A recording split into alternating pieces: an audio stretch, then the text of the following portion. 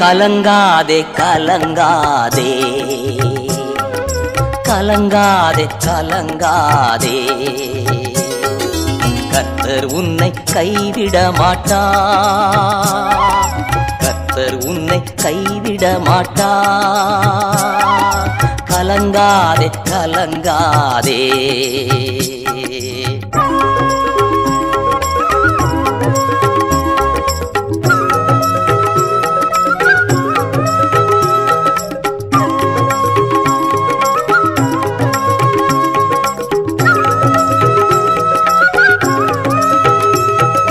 முள்முடி உனக்காக, ரத்தமெல்லாம் உனக்காக, முள்முடி உனக்காக, ரத்தமெல்லாம் உனக்காக. பாவங்களை அறிக்கையிடு, பாவங்களை அறிக்கையிடு, பரிசுத்தமாகிவிடு, நீ பரிசுத்தமாகிவிடு. கலங்காதே கலங்காதே, கர்த்தர் உன்னை கைவிட மாட்டார். சிலுவையிலே ஆண்டவராகிய இயேசு கிறிஸ்து நமக்காக பாடுபட்டதை நாம் வருஷந்தோறும் இதை அனுசரித்து வந்தாலும் கூட நம்முடைய வாழ்க்கையில நாம் தெளிவாய் புரிந்து கொள்ள வேண்டும்.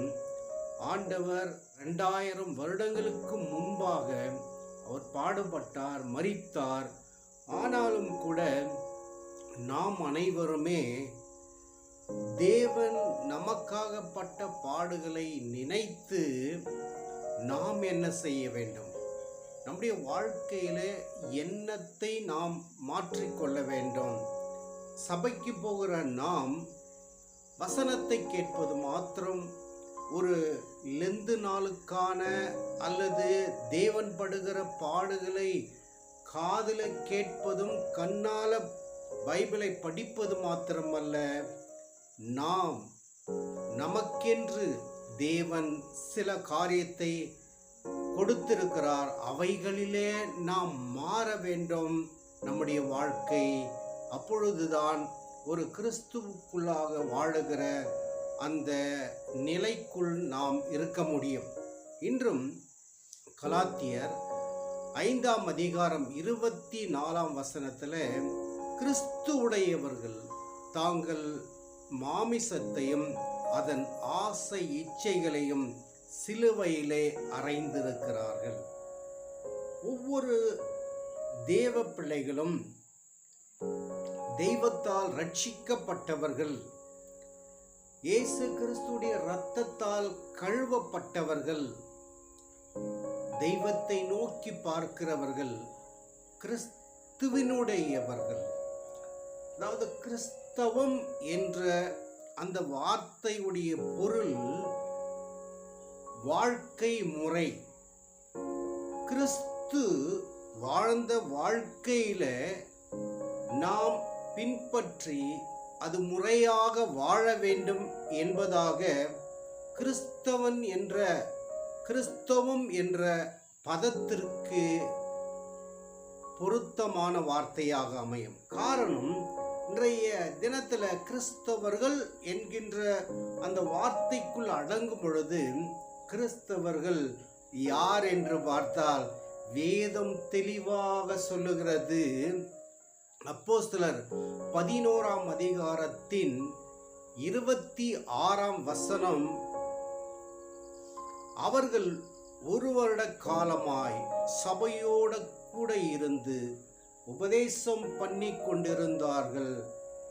முதல் அந்தியோகியாவை சேர்ந்த சீஷர்களுக்கு கிறிஸ்தவர்கள் என்ற பெயர் வழங்கிற்று. சீஷர்களுக்கு தான் கிறிஸ்தவர்கள் என்ற பெயர் வழங்கிற்று என்று சொன்னால், நாம் ஆண்டவரை நம்புகக்கூடியவர்களாக இருக்கிற நம்முடைய வாழ்க்கையில நான் வெறும் மொட்டையாக கிறிஸ்தவர்கள் என்ற வார்த்தையை பயன்படுத்தாதபடி சீஷர்களுக்கு தான் கிறிஸ்தவர்கள் என்ற பெயர் வேதத்தில் கொடுக்கப்பட்டிருக்கிறது. நாம் தெய்வ பிள்ளைகளாக இருக்கிற நாம் சபையிலே ஒரு விசுவாசியாகவே இல்லாதபடி நம்முடைய வாழ்க்கை மாற்றம் அடைந்து நான் ஒரு சீஷனாக ஒரு சீசியாக இருந்து கிறிஸ்தவத்திற்கு ஒரு நல்ல உதாரண புருஷர்களாக இருக்க வேண்டும் என்பதாகத்தான் கிறிஸ்துவனுடையவர்கள் தங்கள் மாமிசத்தையும் ஆசை இச்சைகளையும் சிலுவையிலே அறைந்திருக்கிறார்கள் என்பதாக வசனம் தெளிவுபட எழுதியிருக்கிறது.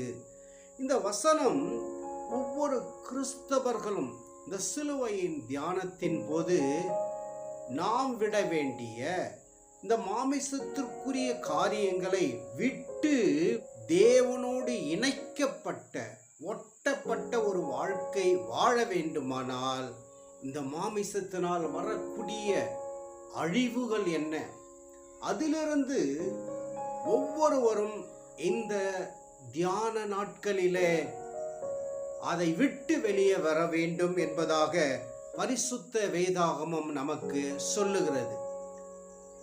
அதே கலாத்தியர் 5:19 வாசிக்கும் பொழுது, மாமிசத்தின் கிரியைகள் வெளியரங்கமாக இருக்கின்றன, இவை யாவன: விபச்சாரம், வேசிதனம், அசுத்தம், காமவிகாரம், விக்கிர ஆராதனை, பில்லி சூனியம், பகைகள், விரோதங்கள், வைராக்கியங்கள், கோபங்கள், சண்டைகள், பிரிவினைகள், மார்க்க பேதங்கள், பொறாமைகள், கொலைகள், வெறிகள், களியாட்டுகள் முதலானவைகளே இப்படிப்பட்டவைகளை செய்கிறவர்கள் தேவனுடைய ராஜ்யத்தை சுதந்தரிப்பதில்லை என்று முன்னே நான் உங்களுக்கு சொன்னேன், இப்பொழுதும் உங்களுக்கு சொல்லுகிறேன். ஆண்டவருடைய பிள்ளைகள் இந்த வசனத்தை தெளிவோடு அறிந்து கொள்ள வேண்டும். இந்த தியான நாட்களிலே ஒவ்வொருவருக்குள்ள இருக்கின்றதான இந்த 17 விதமான காரியங்கள் நம்மை விட்டு போக வேண்டுமானால் இந்த மாமிசத்தை நாம் அழிக்க வேண்டும். மாமிசத்திற்குள்ளாக தான் இப்பேற்பட்ட காரியம் இருக்கிறது என்றால் அந்த மாமிசமான காரியத்திலிருந்து இந்த சிலுவை தியானத்தில் நாம் அவைகளை ஒவ்வொன்றாக விடுவதற்கு ஏற்ற அந்த பக்குவம் பெற்று தேவனுக்காக நாம் வாழக்கூடியவர்களாக இருக்க வேண்டும். அதைத்தான் இந்த இடத்துல சொல்லப்படுகிறது. மாமிசத்தின் கிரியைகள் இருக்கிறது, அது மனிதனை அழிவுக்குள்ளாக நேராக நடத்தும். மாமிசம் ஆவிக்கு விரோதமாக இருக்கிறது, ஆவி மாமிசத்திற்கு விரோதமாக பகையாக இருக்கிறது என்று பரிசுத்த வேதாகமத்தில் நாம் வாசிக்கிறபடி நாம் அப்பேற்பட்ட இந்த தவறான மாமிசத்தின் காரியத்திலிருந்து நாம் விடுபட வேண்டும் என்பதற்காகவே இந்த தியான நாட்கள் சிலுவையிலே தேவனாகிய கர்த்தர் செய்ததை நினைத்து நம்மை நாமே சுத்திகரித்து கொள்ளக்கூடியவர்களாக இருக்க வேண்டும். 2வது 5ஆம் அதிகாரம் 25ஆம் வசனத்தில் நாம் ஆவியினாலே பிழைத்திருந்தோமானால் ஆவிக்கேற்றபடி நடக்கவும் கடவும். நாம் ஆவியினால தேவனுடைய வார்த்தையாகிய ஆவியினால நாம் பிறந்திருந்தால் நாம் தேவனுடைய வார்த்தையின்படியாக நம்முடைய வாழ்க்கையை வடிவமைக்க வேண்டும், நம்முடைய வாழ்க்கையை சரிபடுத்தி கொள்ள வேண்டும். அதனால ஆவியினால நாம் பிழைத்திருந்தால் தேவன் சொன்ன வார்த்தையின்படியாக நம்முடைய நடக்கை, நம்முடைய வாழ்க்கையை, பின்காலத்தில் என்ன இருந்தது, இப்பொழுது என்ன நடந்து கொண்டிருக்கிறது, எல்லாவற்றையும் கவனித்து பார்த்து தெய்வத்திற்காக நம்முடைய வாழ்க்கையை மாற்றிக்கொள்ள முடியும்.